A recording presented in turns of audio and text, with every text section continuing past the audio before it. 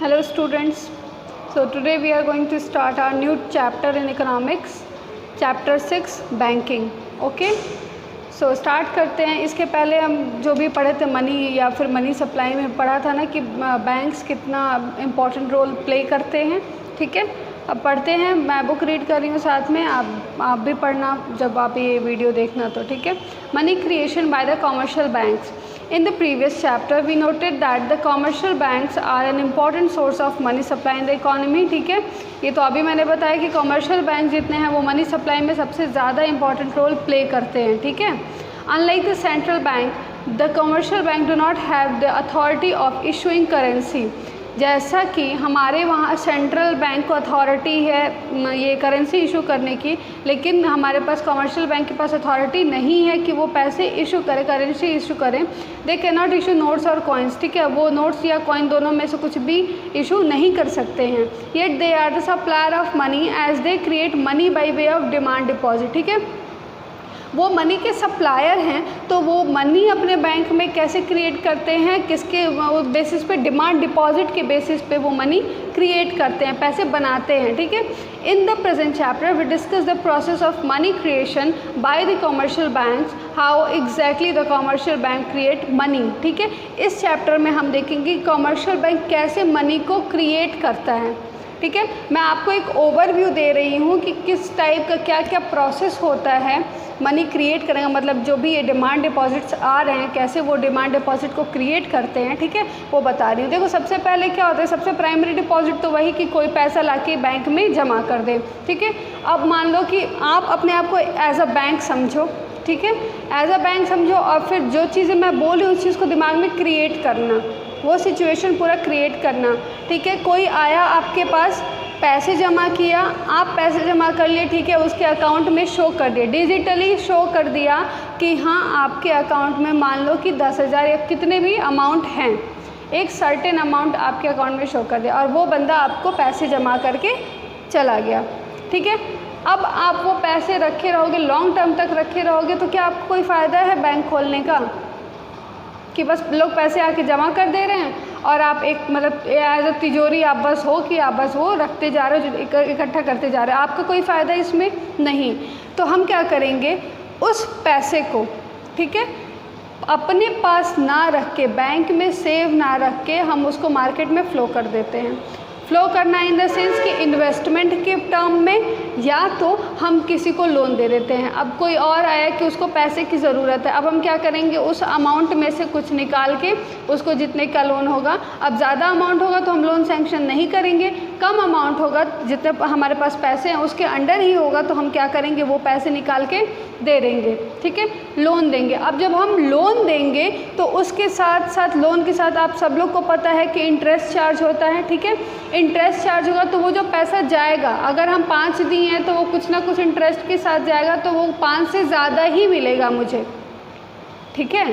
तो वो जो ज़्यादा आएगा वो क्या हुआ, वो बैंक की इनकम हो गई. ठीक. अब आपको भी ना लगे कि यार हम बैंक में क्यों जमा करें, जब पैसा रखना ही है तो हम अपने घर पे रखते हैं. तो बैंक इसी रीज़न से क्या करती है कि वो जो इंटरेस्ट का अमाउंट आता है जो उसके पास आता है उसमें से सर्टेन अमाउंट जो होता है, कुछ अमाउंट का परसेंट वो आपके अकाउंट में जमा कर देती है, जिससे लगे कि हाँ बैंक में पैसा डाला तो कुछ कुछ क्या हो रहा है, इंक्रीज़ हो रहा है. ठीक है. तो समझ में आया. बैंक के पास जो पैसा आता है बैंक उसको अपने पास रखती नहीं है, वो मार्केट में रेगुलेट करती है. किसके फॉर्म में, या तो वो किसी को लोन देगी. ठीक है. और या तो वो जो बंदा, जितने लोग जमा करके गए हैं, अगर कोई विड्रॉ करता है तो उसमें से पैसा. अब एक बेसिक चीज़ है रिज़र्व. ठीक है. कि कल को अगर मान लो हम सारा पैसा भेज दिए, ठीक है, सारा पैसा मार्केट में हम फ्लो कर दिए, जो जमा किया वो आया लेने, तो हम उसको कहाँ से देंगे. तो इसके लिए cash reserve ratio CRR maintain किया जाता है. ठीक है. रिज़र्व मेंटेन किया जाता है कि इतना परसेंट तो मतलब लीगल है कि आपको आपके बैंक में रिज़र्व रखना ही है.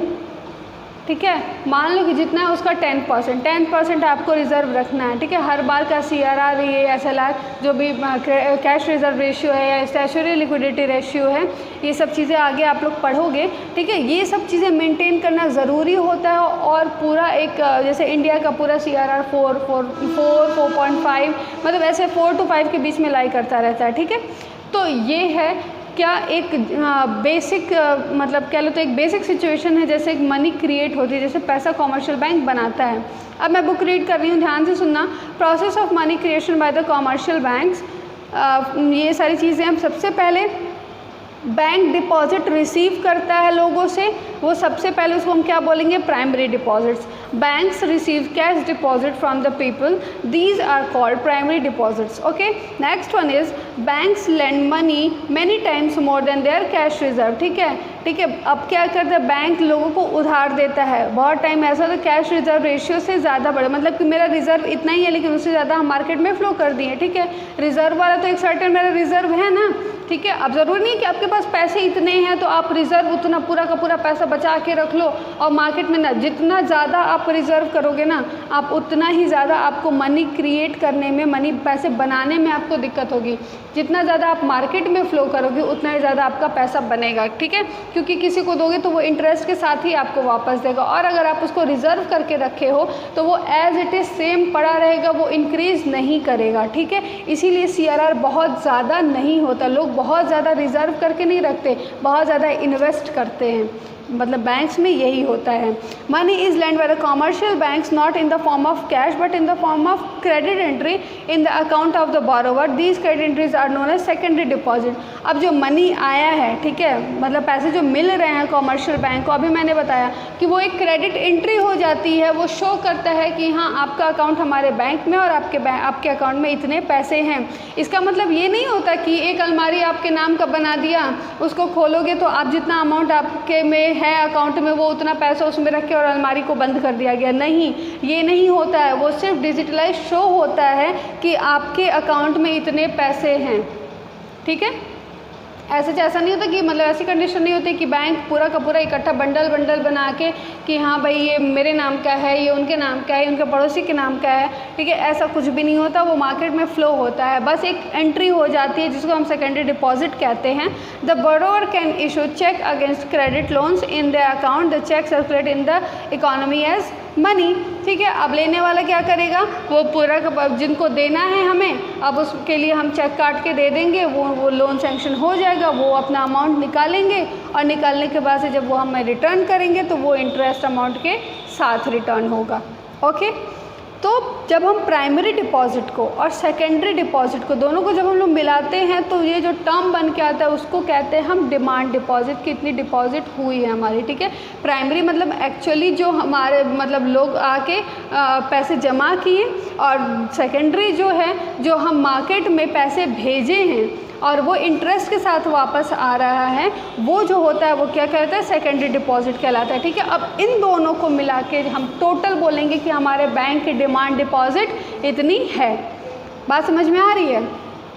तो ऐसे कमर्शियल बैंक्स वो करते हैं, अपना जो भी है क्रेडिट एंट्री करके अपने डिमांड डिपॉजिट को क्रिएट करते हैं।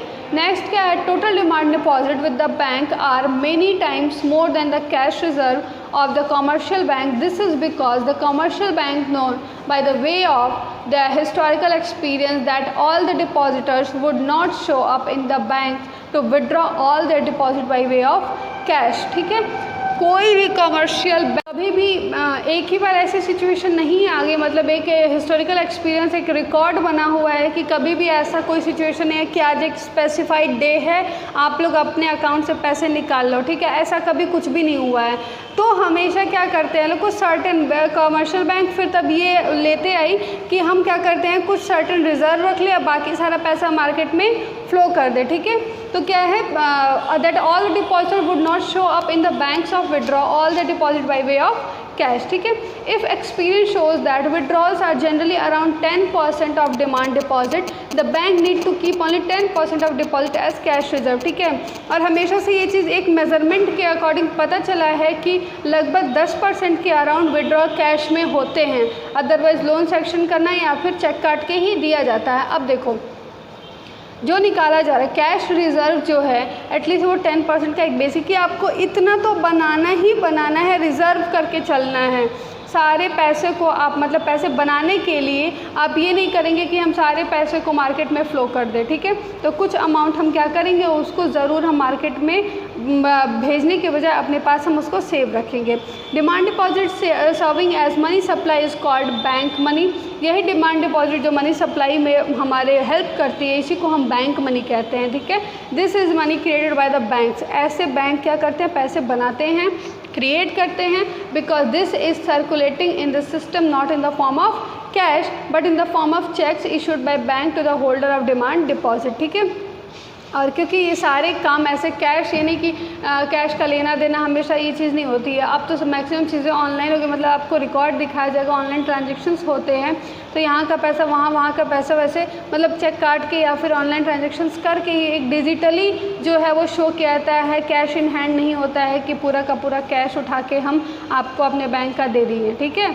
तो मतलब जो चीज़ें आती हैं रिज़र्व के साथ साथ वाले रिज़र्व भी हम साथ में मेंटेन करते हैं।